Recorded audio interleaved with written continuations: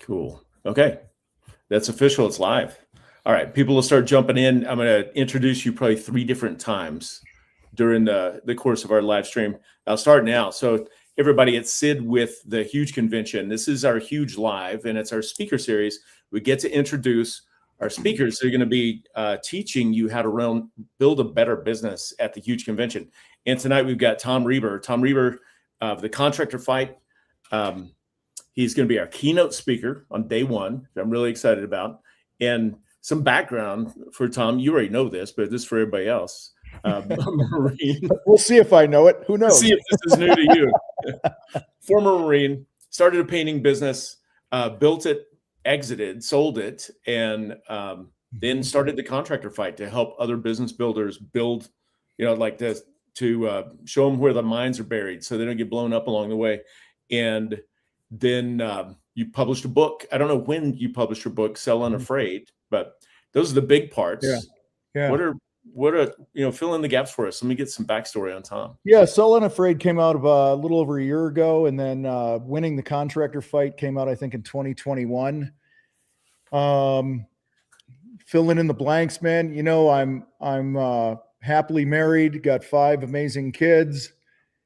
I'm here to make a difference in the world. I truly believe from a young age, like I just always had this thing inside of me that I'm here to do something special and impact people.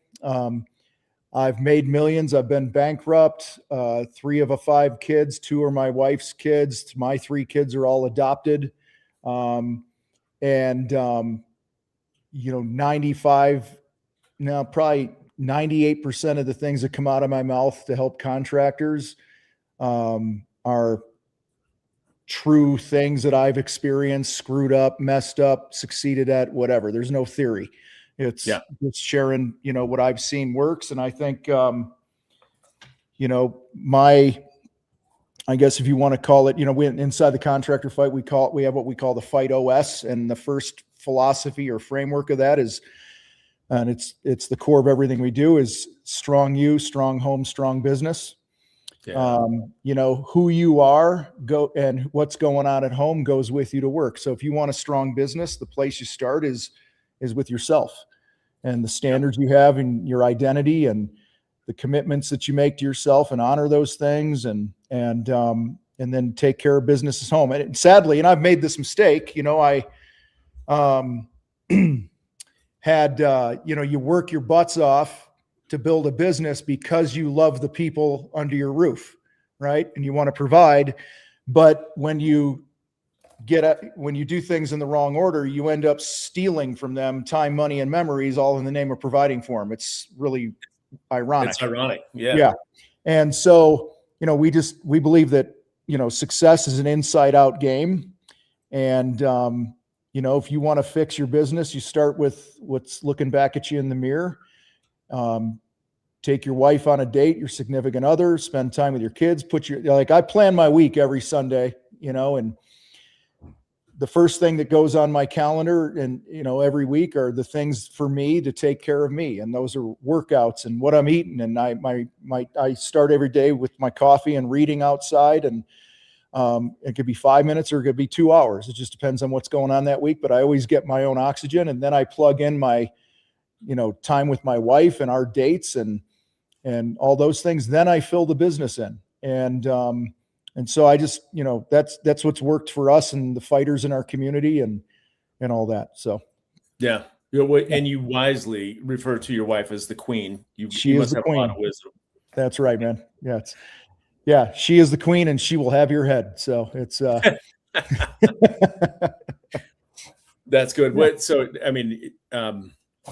you see this over and over with business builders. You've got a vision. They want to grow, and they're not afraid to work, and they want to grind. And if you ask them, point blank, you're like, what are your priorities in life? What is most important to you? And it usually lines up with faith, family, finance, fitness, business, whatever like that. But if you look at the calendar and what actually gets done, you got it, man. Business, right there.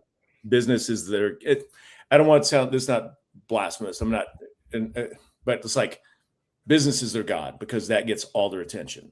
and Yeah. then everything else fills in what little is left. And Mhm. I love that you guys start with the foundation, flipping that. So Yeah, and everything. this is something that we do. We score these regularly inside our community. Like, where are you at with you? We're scale of 1 to 10 and home and business. Like, what's going on? And they, like, right now, we had one of our sales training calls, and I told the group, I said, as of right now, I'm a 10 for me, I'm a 10 for the U, and I'm a 6 in our businesses right now. I have several businesses, and I'm only a 6 because I'm in a grind season, and I'm working harder than I not ever have, but harder in the last month and a half, 2 months on just some real working on the business type things, everything from messaging to program design in one business and other things in another business and all these things. So I'm mentally just strapped. So that's why I'm a 6, and a month from now, I could be triple 10s, and 3 months from now, I might be an 8, a 9, and a 9, who knows? But it's just always good to have that self-awareness of where you're at. So like you said, they always say you can tell what's important by somebody by looking at their calendar and their checkbook. And so, and listen, I've been in the trades a long time. I grew up, my uncle is still a painting contractor, and I was working for him, and my first job with him was pressure washing. So I was his guy out there. I remember, anyone that knows Wheaton, Glen Ellen, Illinois, that's where I grew up, in that area. Okay. And there was a house on the Wheaton, Glen Ellen border. We called it the Mushroom House. And it was a single-story home, and it had like a real wavy, it was Geneva Road and Main Street or something, not Main Street. I forget the other street. But anyway, it had this wavy roof, and it looked like a mushroom, and it was like a wood shake roof. And I had just gotten out of the Marine Corps. I'd worked for him before I went in the Marine Corps. I got out and worked for my uncle, and he had me out pressure washing, and it was a really cold day, cold and wet, like cold for this time of year. It was like 40 something degrees and rainy. Yeah. And he's like, go wash the roof at the Mushroom House, because we got to seal it in a few days, whatever it was. And I had just gotten out of the Marines, and he comes out there and gets out of his truck, and he's looking at me, and I'm like all beaten up and bloody, and I literally have like blood on me and stuff. And he's like, "What the hell happened to you?" And I said, "So you told me to wash the roof, and it's wet," and I kept sliding off the roof, and I kept falling off the 1-story house into the bushes and into the yard. So I took my boots off, and I went up there barefoot, and then I had all these splinters in the bottom of my feet. And I just come from the Marine Corps, when it's like you accomplished the damn mission. So I accomplished the mission, and you got it done. But that was, after that job, they started nicknaming me the Fall Guy, because I think I fell like 4 times off that roof in like a 2-hour period. So just sliding off, man, it was fun. But guys, business is business, right? It could be anything in the trades and blue collar, right? It's you're in business for one reason. Well, there's 1A and 1B. 1A is to meet a need. 1B is to make a profit. Yeah. Unless you're going to self-identify as a non-for-profit business, right? So, and any business needs to know where they're going, have the standards. You got to command your numbers. You got to command your marketing. You got to command your sales process. You got to command the field. You got to command your leadership. You got to command the operational efficiency and accuracy of the business, and create those rhythms of the company. And it doesn't matter what you do. If you're washing windows, painting houses, building decks, it's truly all the same. And every business, I mean, listen, I've worked with startups, and I've worked with $100 million companies, everything in between. And 100% of them, it's the same game. It's just more zeros behind it, more complexity with the number of people and personalities in a business. But every business, I don't care who, all my businesses included, you get under the hood and you start looking around, they're all kind of a mess in some way, shape, or form, right? You never fully arrive. Yeah. And so, which is a disappointing thing, because I remember thinking, like, years ago, we got some marketing things dialed in my first company, and we're like, this is easy, man. We just do this, and the leads come in and the sales convert. Well, that's great until it doesn't work anymore, right? Because shit changes. And so, you know, see or like building your teams. Like I've got all my teams and crews in place and crew leaders. We're humming along and it's perfect. And you think, okay, we're good. We've arrived. We can check this box forever. And what you realize, you know, the guy comes into the office. I'll never forget. Nathan comes into my office one day and he's like, hey, my wife got transferred and we're moving. And I'm like, we just got all the crews set up, man. Like it was perfect. Like we had, you know, so that's, you know, good friend of mine is a guy named Greg Whitstock. He owns a company called Aquascape, big in the water feature world out of St. Charles, Illinois, and build these koi ponds and water features. And Greg will tell you 1,000 times until you're sick of hearing it, the business is nothing more than solving problems. Yeah. So, and when he said that early on in the years that I would hear him say it, I would just kind of blow it off. And the longer I've been doing this, the more I realize he's 100% right. So, so we all have problems to solve. We all have things that are going well, things that are not going well. My goal is when I come and hang out with you guys is to truly help you answer this question. And it's simply, have you built a business worth having? Ooh, yeah. Okay. Because you can have, I've had it. You could have a multi-million-dollar business and hate your life. Yeah. And I will never put words in somebody's mouth about what a business worth having looks like to you. Sid, you have your definition and I have mine. Right. And, but most of us, if we're not careful, we just build a business that, makes us some money and it owns our life. Yeah. Instead of something that we look at and go, is this thing that I'm investing in, like you call being obsessed with, right? And stealing time from our families. Is this thing, other than finances, is it making my life better? And I know I keep running my mouth here, but my mind works that way. It just connects and the next synapse sparks to the next one and I can't shut up. So I personally believe that if you're going to be in business for yourself, and I'm going to guess we're speaking mostly here today to business owners. I know there's other employees and stuff. And I would say this would apply to the career you choose to. If you're going to own a business and you do it right, then every single area of your life should improve over time. Your health, your relationships, your bank account, your peace, your faith. Guys, if we're paying attention, we're doing this stuff right, every area of your life it should be getting better. And doesn't mean you don't have a rough season. Doesn't mean you don't get kicked in the teeth now and then and have a crappy quarter or something like that. But when you pull back and you look at the chart going through the years, it should be going up. Yeah. You know, the longer that you're in business with every area of your life. 100%. So, like, you know, Brian Gottlieb, right? Builder. He was a keynote for us last year and great guy. And like we were talking about, I interviewed him privately afterward. And when he sold his company, they were in $150 million a year range. My company is like $1.5 million. And I'm like, oh, our company, I jokingly said, our companies they're the same, just you have 2 more zeros than I do. Right. Yeah. So, and he's like, no, really, they are the same. Like all the problems are the same. It's just, it has more zeros. Like you're dealing with the same stuff, the stuff that you teach consistently. It's sales, marketing, execution, keep the books, pay attention to the details. It's the same. Right. Yeah. Brian's a great guy. I know you also had Marcus Sheridan last year. Marcus and I go way back and spoken at my events, and Brian's been on my podcast and he did some donation stuff with us with Wounded Warriors. So great guys you had there last year for sure. Yeah. Right on. Well, with you, so you built a business yourself. Well, I'm curious about this. I think I saw a title on one of your YouTube videos. Did you start a new painting company a year or so ago? Yeah, about a year and a half ago. And I work maybe 4 hours a week in it. And the reason I did it, I certainly didn't need another company, to be honest with you. But I did it because, and I don't know if this will make sense. I got tired. So I work with contractors. I coach these guys. We put on programs, all this other stuff.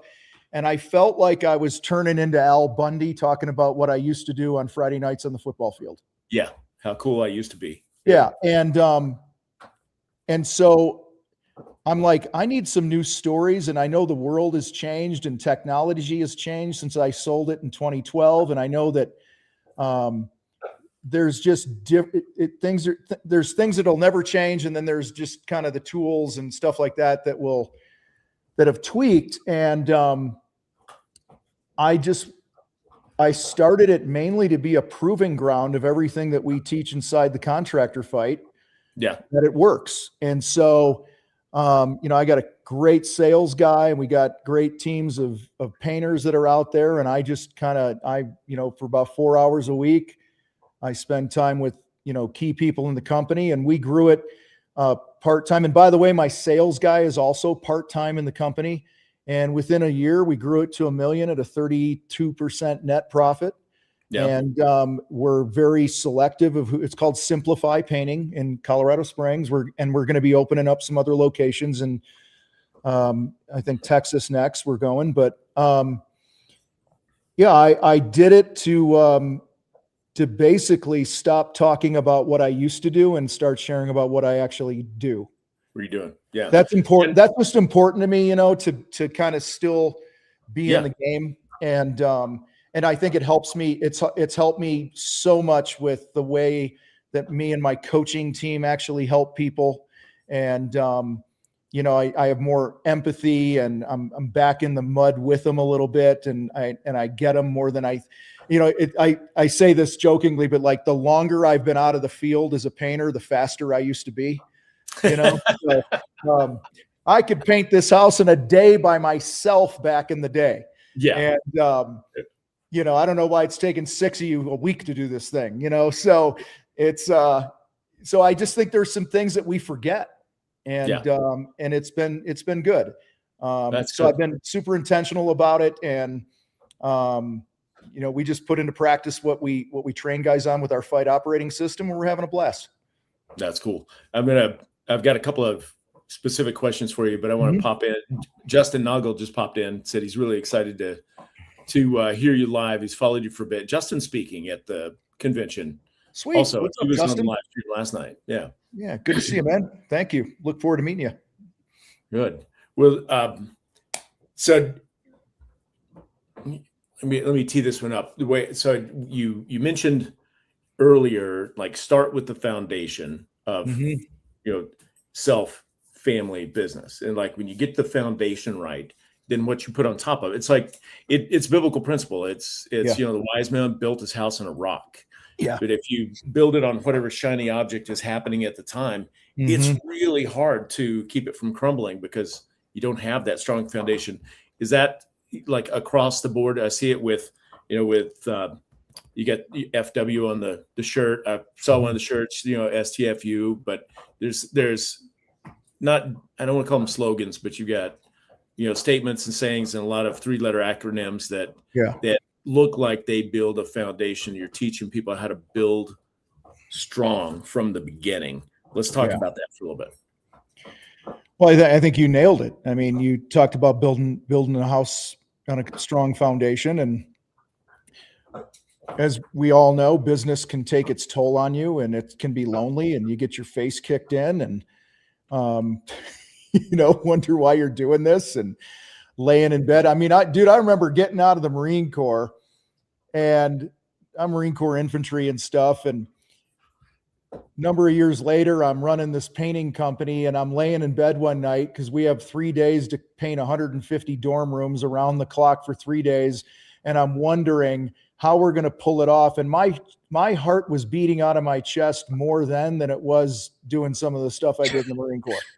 Because it was unfamiliar. I had never trained for it. That was what I'm like, you know what I'm saying? Like, if you don't train for the stress of running a business, if you're not continually putting yourself in uncomfortable situations and pushing yourself and investing in yourself in different ways, then when the stress and the pressure hits you, you fold like a lawn chair, man, like a cheap lawn chair. And so I just think it, like you said, it comes down to that strong foundation. And to me, one of the big things we're always talking about, man, is you got to get super clear on exactly what you want and what you don't want. We just did a small event here in Colorado Springs for about 50 contractors. And, we got into a lot of strategies and tactics. It was great. But the crux of the event, at least the things that came out of my mouth, were, are you really building what you want? Like, if you started over today, would you build intentionally what you have? And most guys would say no. You talk about FW. FW stands for F and winner. That's okay. our version of a. And I'll limit the F-bomb here on your live, but you can bomb it away if you want to. My mom, before she passed years ago, and I threw this on a shirt and I was doing some talk, and she's like, called me and she's like, okay, so is it fighting winner? Is it like, she's trying all these things? And I talked like, no, Mom, it's fucking winner.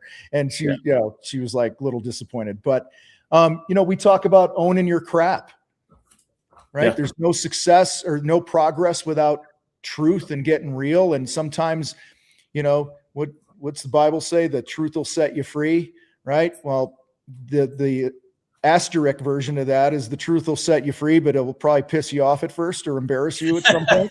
So, but if you're not willing to look in the mirror and own your crap and run into the punch, then you're probably not going to succeed the way you want to. We talk about, stop stealing from your family. Like, these are just, like you said, these are little phrases that we've just developed through the years in the contractor fight. It's not their job to find it's not your job to find their money. Right. I mean, a lot of guys negotiate against themselves before they send quotes out and stuff.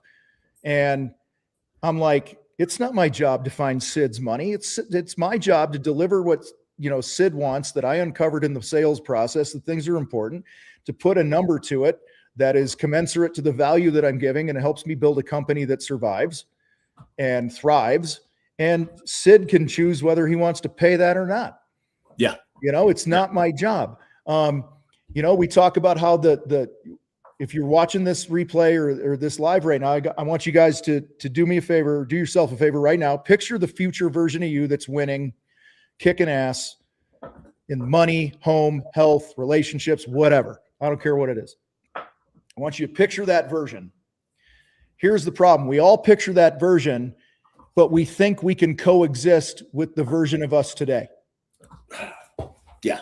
Okay. Yeah. You have to be willing to cut. Doesn't mean the version of Tom Wednesday, August 5th, 2026 is a bad version. It just means it's not the next version of me. So we fight hard to protect this current version of ourselves instead of cutting it loose so we could go to that next version. Yeah. Right.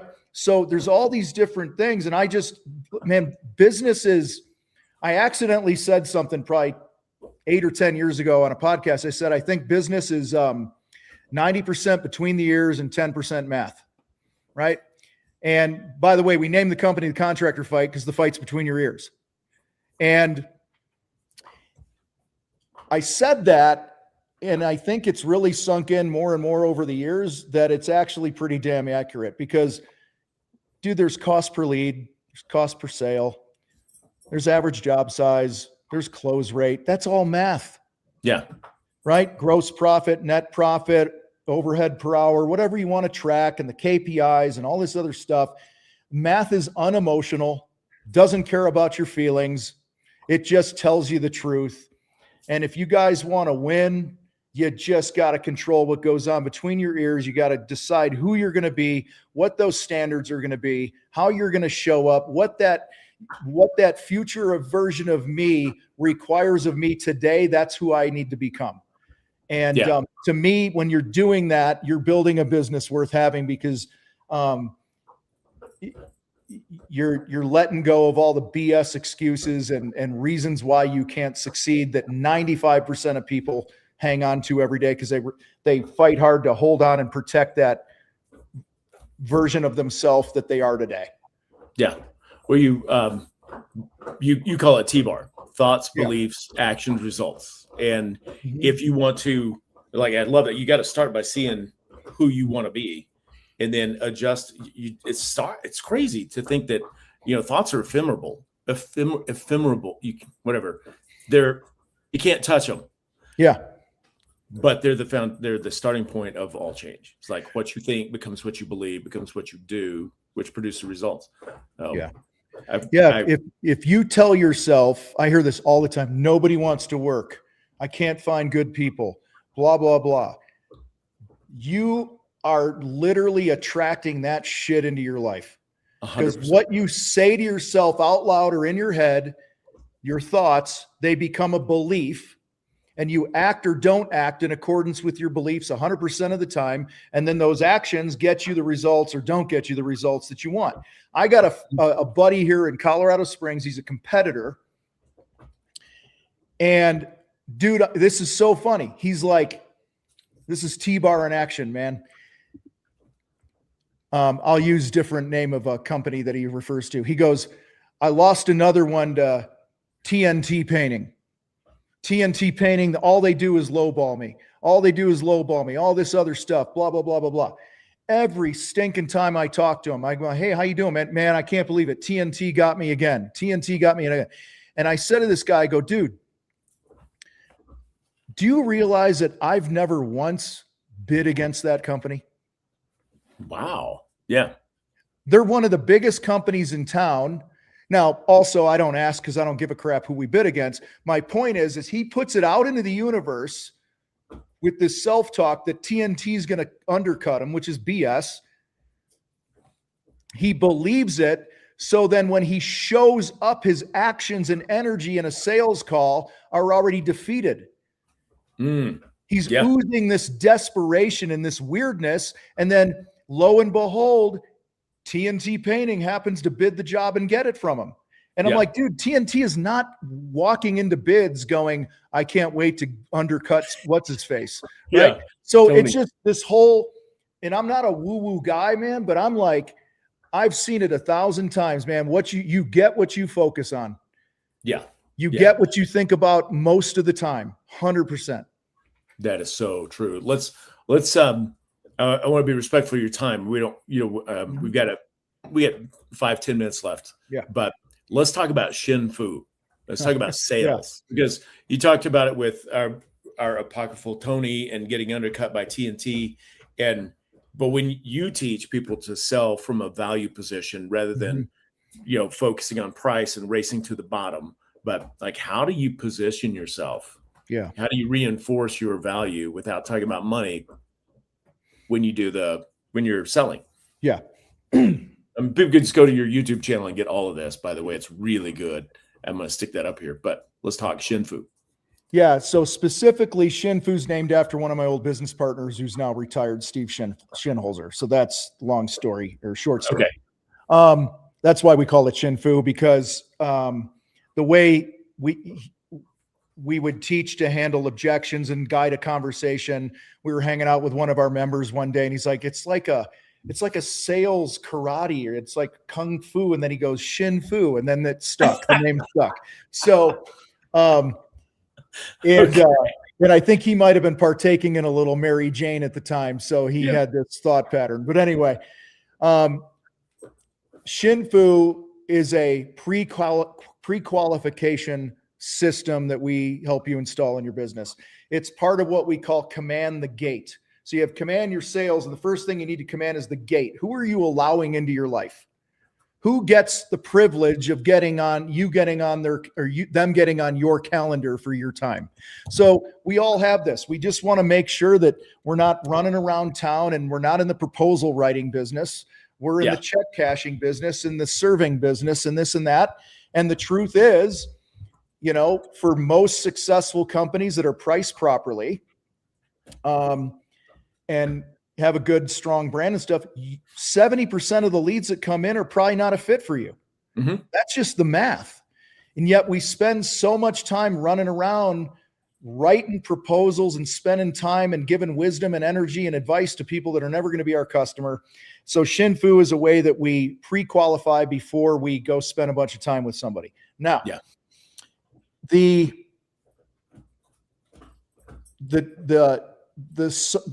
what am I looking for? The sweet sauce, the special sauce in this is the way it differentiates you in the sales process.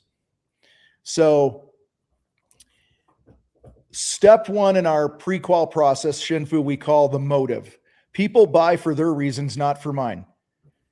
If I got on stage at your event here in a few weeks and I asked everybody to yell out or write down every reason they can think of why someone should hire their company, they're all going to write down about 50 things, right? We're licensed, we're insured, we don't leave a mess, we stand by our work, our years of experience, the materials we use, like just on and on and on and on and on.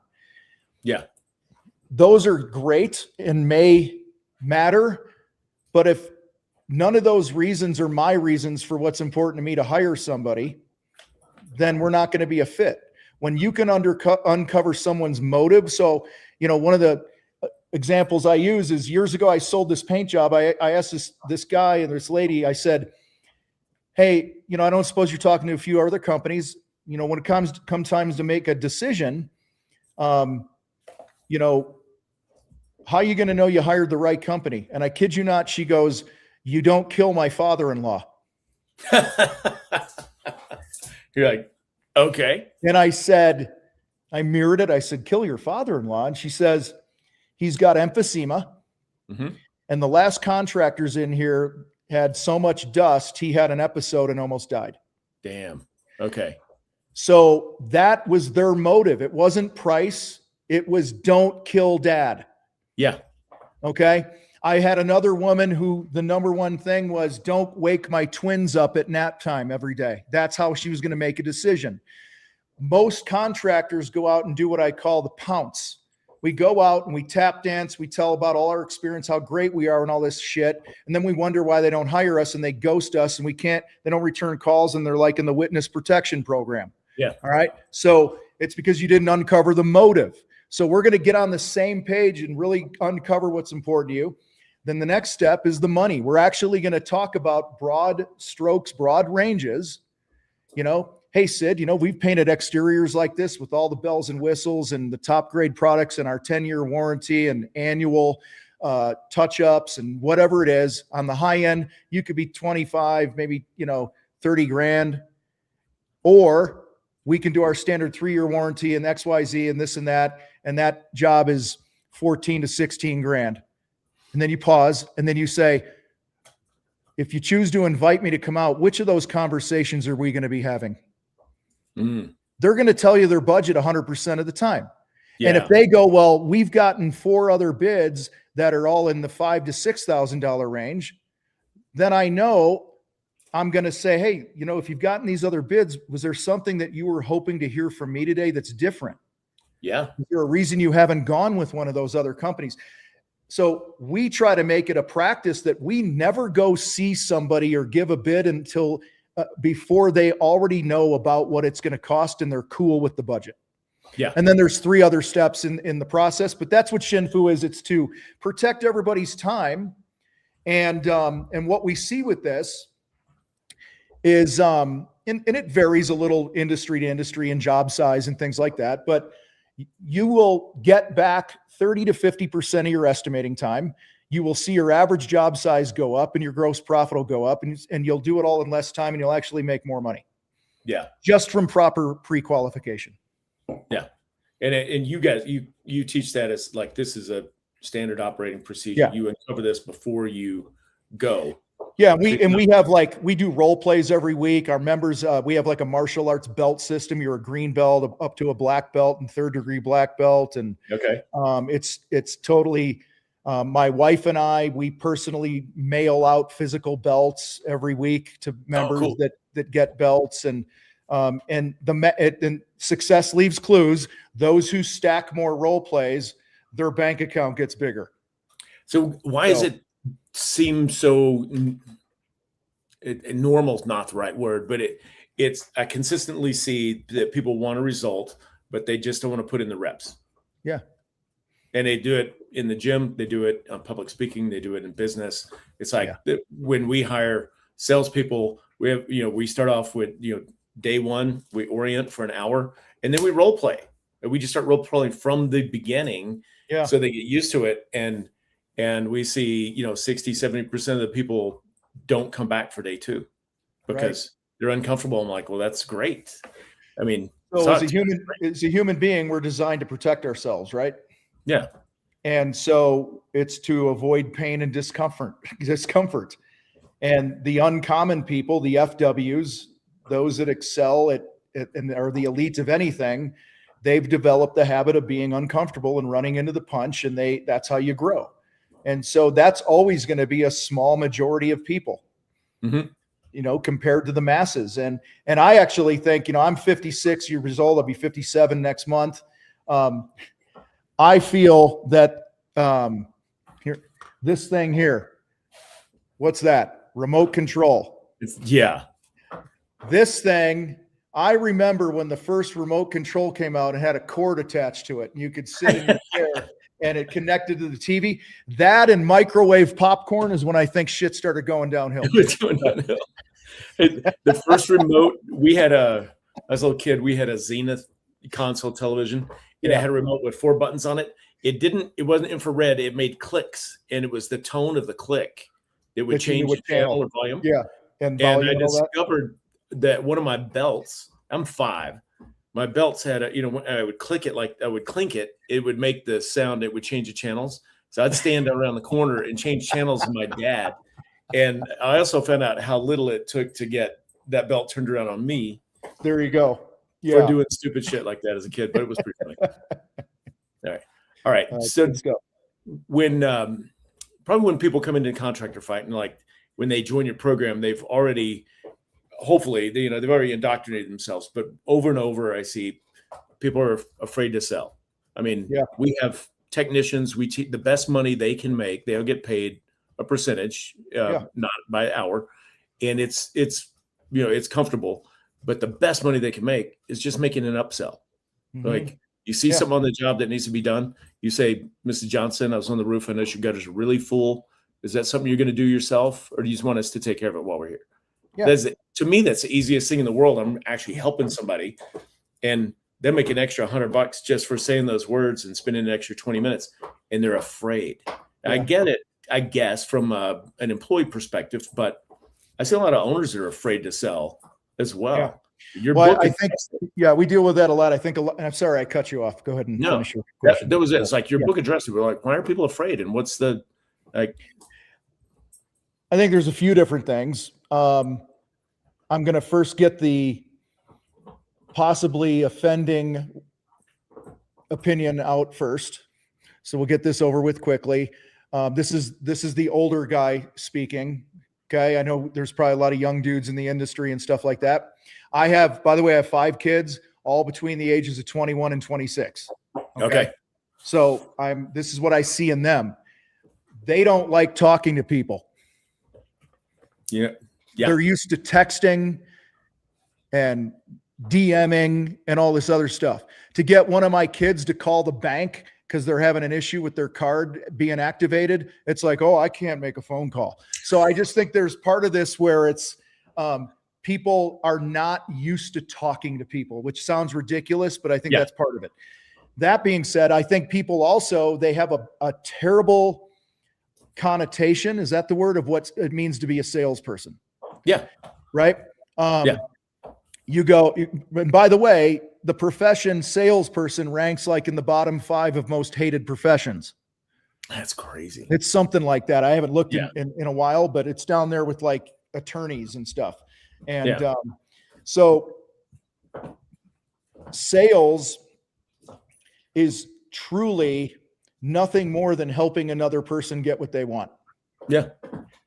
And in most cases, they've reached out to us. And they know they have to pay money. They know that there's an investment.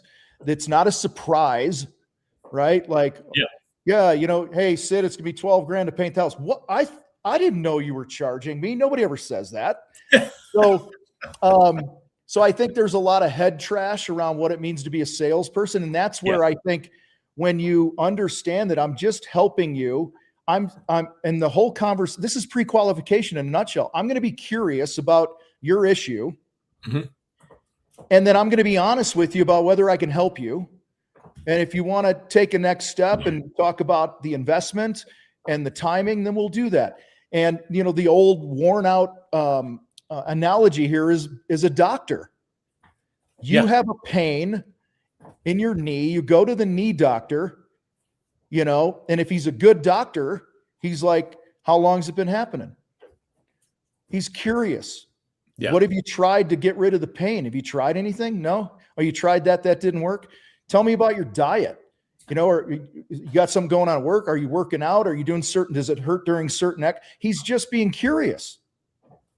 And so stop going into a sale feeling like you got to be desperate to win the sale. In fact, we tell people, market like your next meal depends on it, but sell like you're independently wealthy.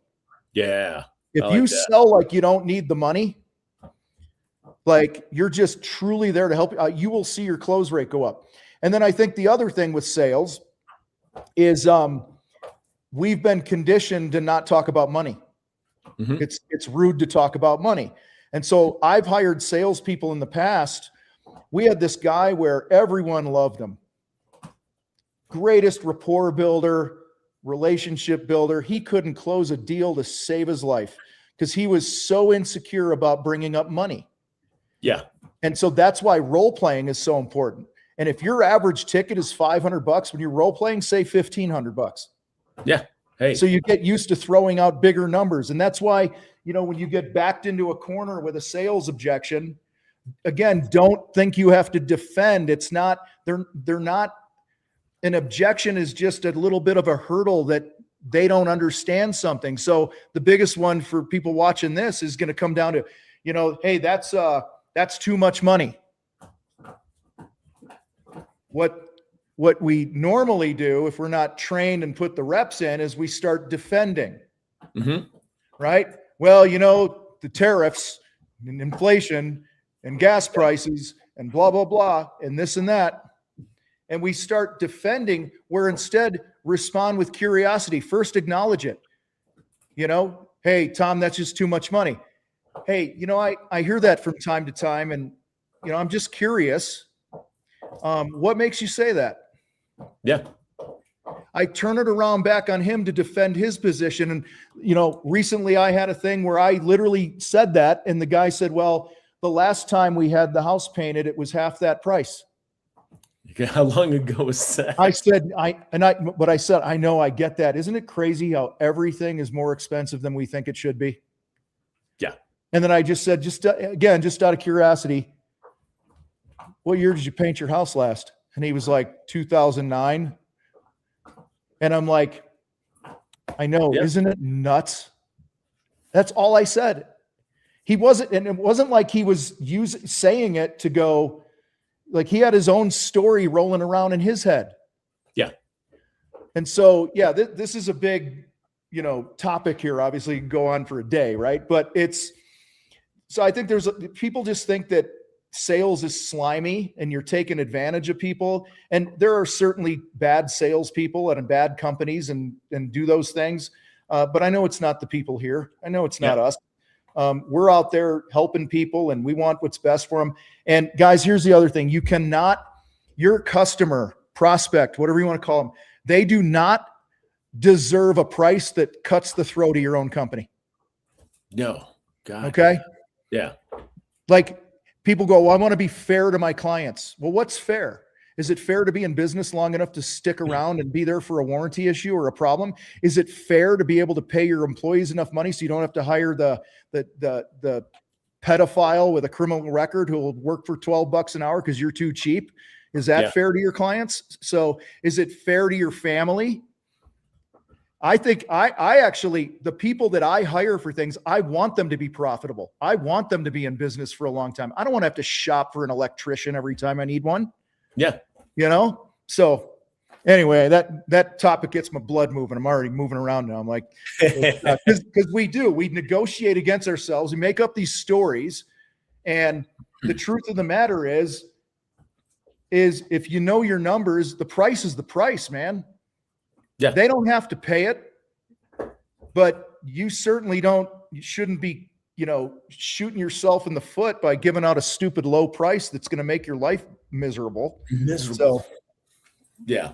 And it's wild that is so much. It's just in your head. It's on your own belief system of what you think is expensive. We teach our employees over and over. It's like we are not our customer. Right. They live in a $3 million house. You've got a $1,200 a month apartment. You think something's expensive. It's a rounding error. They won't even notice that they spent the money. You just nailed it, man. You just nailed it. Just go. Let me ask you this. We don't have to answer, whatever, but anyone hearing this, if I go, how much is a lot of money? As many people that hear me ask that question, there's going to be that many answers. Yeah. If I told you right now, Sid, we have a window in our bathroom that we need a new window shade on. Okay. Window's probably 6 feet wide, 4 feet high, big picture window shade. How much money do you think it's going to cost for a window shade? Yeah. What do you think? Yeah. I'm going, that's probably $600 or $700. Yeah. I just dropped $1,250 on it yesterday. Okay. And to your point, the girl came to our house. My wife, she can do what she wants, but she likes to have me involved. She's like, can you just be there for the whatever? And I'm like, sure. And I went upstairs and she spits out and in my mind, I'm thinking, it's probably $600 or $700. Honest to God truth. Yeah. And she goes, but I guess my wife got the one with the remote control. And now, here we go. Because it's over the tub and she didn't want to have to go, whatever. She goes $1,250. And I literally was like, okay, pocket change. And I don't say that to brag about money. What I'm saying is, to your point, don't ever make up bullshit stories in your mind about what a lot of money is to somebody. Let them be the judge of that. Yeah. You mentioned our shirt that we have STFU, shut the F up, right? Yeah. And I spit out a price to a guy years ago. I think it was a $15,000 project. Many, many years ago. I go, yeah, Sid, it's going to be 15 grand. And then he didn't say anything right away for an hour when it was really 8 seconds. Okay? And seriously, it was under 10 seconds. He didn't say a word. He just kind of looked at me and he was kind of staring. I got uncomfortable with the silence and literally dipshit here goes, or we can knock 10% off and get you on the schedule. Yeah. You know what he says to me? He goes, oh, I was just thinking which account I was going to move the money from, but I'll take $1,500 off. I sold $1,500 from my wife and children. Yeah. Yep. Because I couldn't shut my damn mouth and my own insecurity. And I was insecure because I wasn't training. So your role plays and training sessions and sales and stuff should be harder than the actual sales calls. You should be training your techs how to knock on a door and role playing that. Doesn't always have to be sales. You should be role playing with your crew leaders and foremen how to have a tough conversation with a client or an employee. Mm-hmm. Right? Yeah. Put them in the situation so that when it happens, it's not the first time they've been there. I like that. I can write that down. Oh, that's good. All right. As we wrap it up, I'm going to suggest to anybody that's watching that the perfect day at the huge convention, where actually the convention is Wednesday through Friday. It's the 26th through 28th. Wednesday is bonus day. It's not, it's not all our regular speakers, but this is what I would do if I were coming to the convention. I'm like, I've got to get the most out of it. I got 3 days. Taking that time, investing your time and energy, be there. Start off Wednesday morning with the Contractor Fight with you. Tom, you're doing that Wednesday morning. It's just till noon, right? Yeah. So can I drop a link in here? Are you cool? Or can I give you one or something? Join the chat. There we go. Put it up on the screen here. Yeah. So guys, listen, on Wednesday, I'm doing a half-day workshop on commanding your profit. And it's at thecontractorfight.com/huge. And it is a donation-based workshop. $27 minimum gets you in the door. And you guys, 100% of the money Every dime of it goes to the Wounded Warrior Foundation. All right. That's a foundation that the Contractor Fight supports. We do things from time to time, workshops and all that other stuff.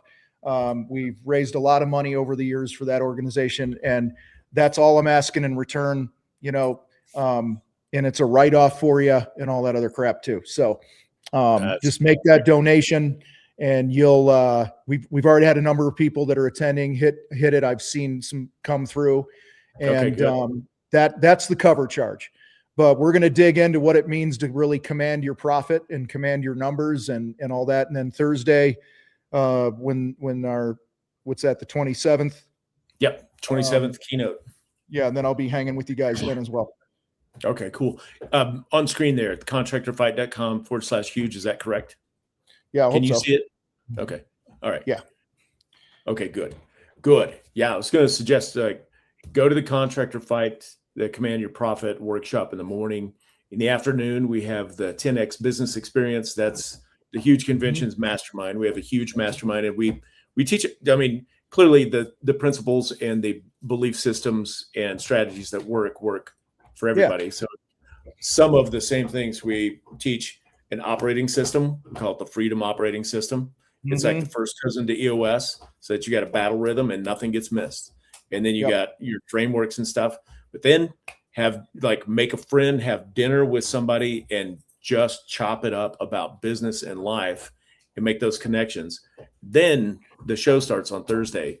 You got Tom in the morning, trade show in the afternoon, dinner and drinks with your acquaintances. Like, how much money, Tom, I don't even know if that's the right question. It's like, what's the value of the connections you've made at the bar after the speakers went off stage? Listen, I'm not minimizing anything the speakers or me are going to share from the stage, because it's going to be good shit.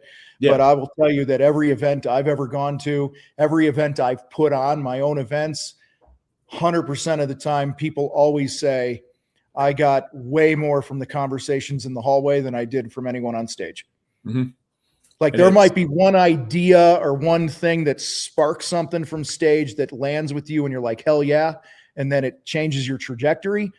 But when don't be a wallflower, go in there and connect with people, go to the gym and work out, go for a walk with somebody in the morning or something. And, you want to have a couple pops at the bar or something. That's cool. But guys, you're investing your time and your money to be there. So make sure, you're not going there and just drinking the whole night. You can't function the next day and shit like that. That ain't worth it. It's not a good use of your time. And, it's, certainly have a great time. I totally get that. I'm all for it. But, to your point, man, and probably the same with you, like, you go to an event and that's cool. But, there's a guy named Sasha that I met at some event 1,000 years ago, who him and I are still great friends to this day. And he's helped me immensely through the years. And I don't even remember anything that was said from the stage at that event. Right. But I met Sasha. Yeah. And he just sold a gazillion-dollar company the day before I met him at this event. And he became a mentor of mine. So that's cool. Really, really cool stuff. Yeah. The network. Well, cool. Mm-hmm. Well, everybody, again, contractorfight.com/huge. You can get in and work on your business with Tom in the morning on Wednesday, the 26th. And I had it up here earlier. Encourage everybody to go and check out Contractor Fight TV on YouTube. Really solid content that you put out. And it's like, thank you. Yeah. I mean, it's good. And I was delighted to start watching that, because there's so many online gurus that, like, they just don't know what the hell they're talking about. Or maybe they know one thing, but they pretend they're a master of the universe. And, I appreciate the hustle, but when you have something that's really grounded in truth, in principle, it's got a foundation like we talked about earlier. Awesome. I appreciate that. Yeah. Head there, guys. Head to the contractorfight.com, whatever. We're just all over the place. And what are we, 22 days away, 24, 23, 21 days. Yeah. I'm like that. 3 weeks from today. That's right. 3 weeks from today, actually. Yeah. So 3 weeks from today, 7 hours ago, we'll be done with the workshop. So there you go. That's right. I had mentioned when I promoted this that I would give away a free ticket. I'm just going to say this. if you want a ticket to the huge convention, I have one to give away. DM me at the huge convention Facebook page. The first person that sends a DM, I'm going to give you a ticket to the show.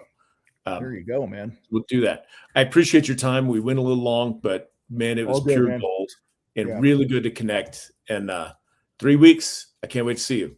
Likewise, man. Looking forward to it. Thanks for having me. All right. Thank you. We'll see you, Sid.